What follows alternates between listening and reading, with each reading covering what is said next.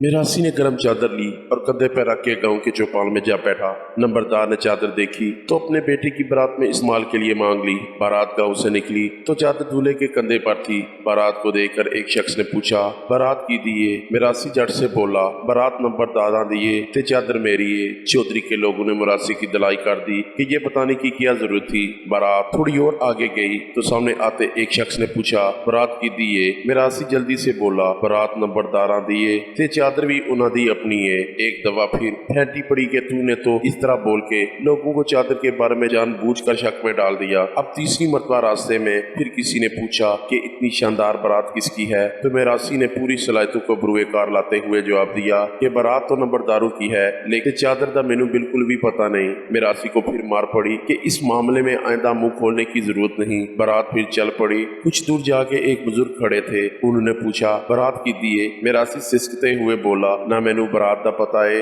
ना चादर दा।